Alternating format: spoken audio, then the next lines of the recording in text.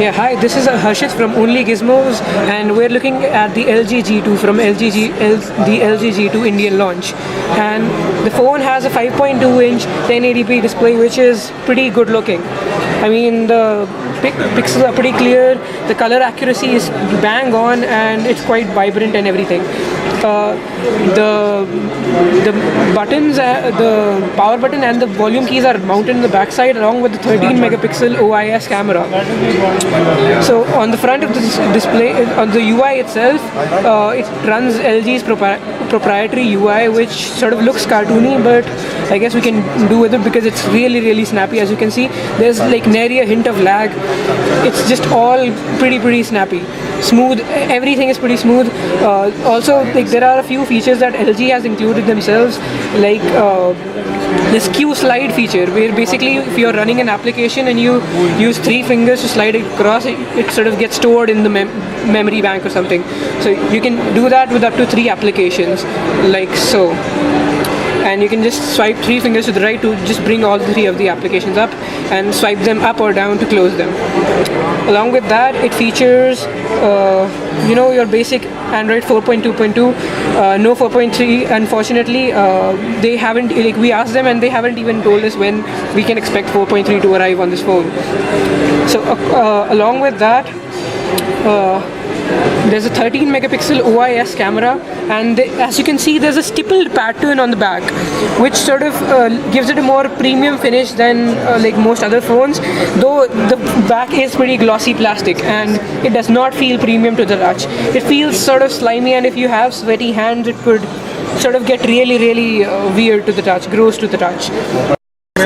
Here is the camera application. As you can see, it's got quite a few settings here. It's got cheese shutter, where basically you can say cheese and the phone will automatically click a picture. You can adjust the brightness, focus, everything normal. It can click up to 13 megapixel pictures, but by default it's in 10 megapixels to preserve a 16:9 aspect ratio.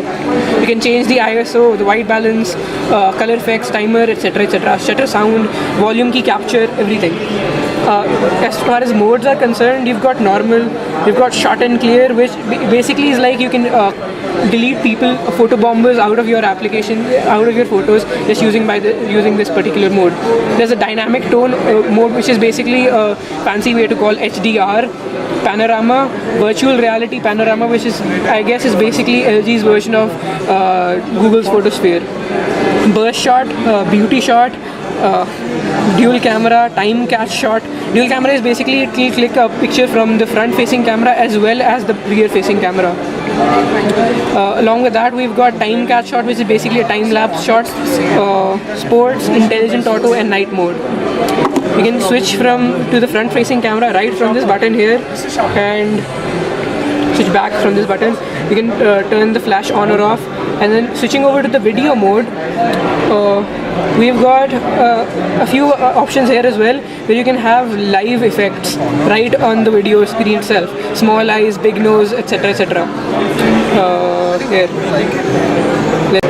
Other options include full HD video, going right down to QCIF, brightness, white balance, color effects, geotagging, volume key recording. So we just tried out the audio zoom feature of the video camera, in which basically when you are recording a video, you can tap on someone's face and it starts to focus in on their voice only. We tried it out, but we weren't able to really notice any difference at all. So your mileage may vary with this feature, and it just feels like a gimmick at this point. So yeah, it feels pretty good in the hand, the G2. Even though it has a 5.2-inch display, it feels really compact. Like sort of similar dimensions to the S4.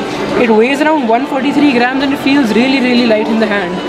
Here we have an LG Nexus 4 on the other hand, and you can see that the size of the devices, even though there's like a 0.5-inch difference in the displays themselves, it doesn't feel that weird because the Nexus 4 has a lot more bezel. So we have a G2 in white here, but there's also a black version. It would also be retailed. Basically, the price comes down to 41,500 for the 16GB model and 44,500 for the 32GB model. And for the price, it seems like a good deal, though you'll have to contend with the fact that it does not have expandable storage, nor a removable battery. So if you need both of those, you would rather go for the Galaxy S4, even though the Galaxy S4 has a somewhat slower processor. If you're a spec hound who wants the best camera, the best sort of processor, the most fastest, the most features in your phone, then the LG G2 seems like a pretty good buy from our preliminary hands-on.